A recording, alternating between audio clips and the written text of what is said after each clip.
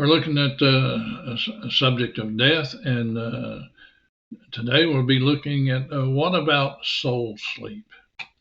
There's a few denominations that believe in soul sleep, and that soul sleep is a false teaching. Soul sleep means that when we die, our body and soul sleep in the grave until the resurrection. This would mean that the dead are not conscious at all, and therefore no believers are yet in heaven or in hell. The fact that a believer's soul goes immediately to God's presence means that this doctrine of soul sleep is wrong. There are some occurrences in the Bible that speak of the state of death as sleep or as falling asleep, but sleep never means that one is unconscious. Our death is a separation of the body and the spirit. We can see that in James chapter 2, verse 26, and still conscious. And the spirit and soul either go to heaven or hell at death. It's in Hebrews chapter 9, verse 27. One of the verses used to defend soul sleep is Ecclesiastes 9, verse 5. Does the author really teach soul sleep here? No. Mankind is not composed of body alone, and if part of it goes to heaven, then the entire composition of man is not in the grave. Ecclesiastes 12, verse 7. In these verses and many other verses, it is clear that they are to be understood as being from the perspective of life in this world without God. One example is Psalms chapter 115, verse 17, which says that the dead do not praise God, neither any that go down into silence. However, we must keep reading to the next verse, which is Psalms 115, verse 18. And it's speaking of those that believe and says that we will be blessed the Lord, that we will bless the Lord forever. We must keep in context of any verse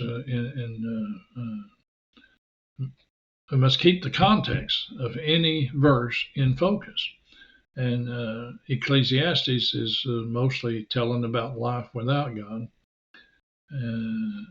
which is a sad life. Soul sleep or consciousness. If mankind is an unconscious soul asleep in the grave, in the earth, one must do something with Revelations chapter 6, verses 9 through 10. This verse takes place before the end and before the resurrection. If there are souls under the altar crying out in loud voices, they certainly couldn't be in the grave in an unconscious sleep. And then take a look at Psalms 116, verse 3. The psalmist describes a time in his life like being in Sheol. This represents a state of punishments for lost people immediately after the first death, the separation of the soul and the body. He noted that there was pain, trouble, and sorrow. One cannot be asleep and experience pain, trouble, and sorrow. Therefore, there is no soul sleep, and we will be conscious either in heaven as a believer or in hell as an unbeliever. Does the soul stay with the body at death and enter the grave with the body in an unconscious sleep as taught by soul sleep? Look at Genesis chapter 35, verse 18. And this verse is teaching that the soul separates from the body at death. And if separated, it goes someplace other than the grave, to heaven if the person accepted the work of Christ, and to a place called hell if a person did not accept Christ. If one dies and the soul dies and goes to the grave with the body, then one can never be absent from the body. Yet the Apostle Paul says in 2 Corinthians chapter 5, verses 6 through 9, that he would rather be absent from the body and be present with the Lord. So if the soul dies and is in the grave, then according to Matthew chapter 10, verse 28, it takes more than just the death of the body. One must also be able to kill the soul. Mankind and disease can kill our body, but not our soul. Matthew could not have written this verse if mankind was entirely mortal. Christ said that in John chapter 11, verses 25 through 26, that if anyone is alive and believes in him, they shall never die. And if the body and soul die and stay in the grave until resurrection day, then Jesus lied. And that isn't possible. Let's take a look at 1 Thessalonians chapter 4, verses 13 through 16. Here the word sleep is a metaphor for death, which compares death to sleep. In the New Testament, sleep is used only for believers, and is used to show what death is like. One who is asleep doesn't expect to remain asleep. They expect to arise at some point in time. And so the dead person continues to exist, expecting the resurrection of the body, which is in the grave. The person who is asleep may have dreams, but the dead person who is asleep in Christ will be present, soul and spirit, with God.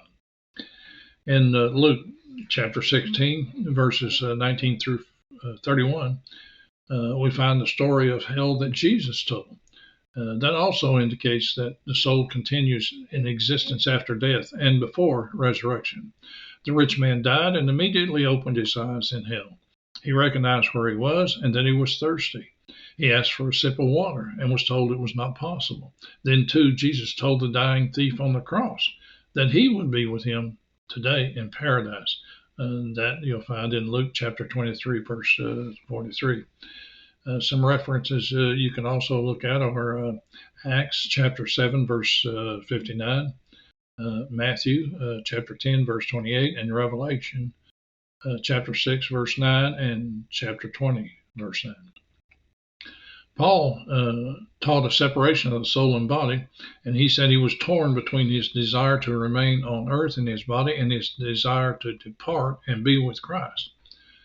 That's in Philippians chapter 1, verse 23. Clearly, Christians are immediately with Christ after death. Again, in 2 Corinthians 5, verses 1 through 8, Paul indicates that to be away from the body is to be at home with the Lord. And the entire chapter of Hebrews 11 is called the chapter of faith.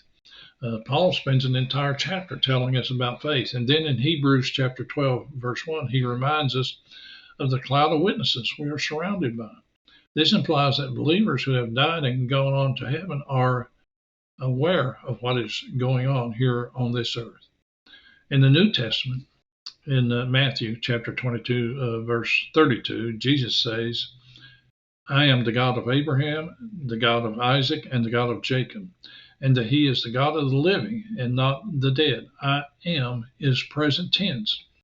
And this passage was written long after Abraham, Isaac, and Jacob were buried. That means that all three were alive when Jesus spoke that. And guess what? They are still alive today. Thank you for listening.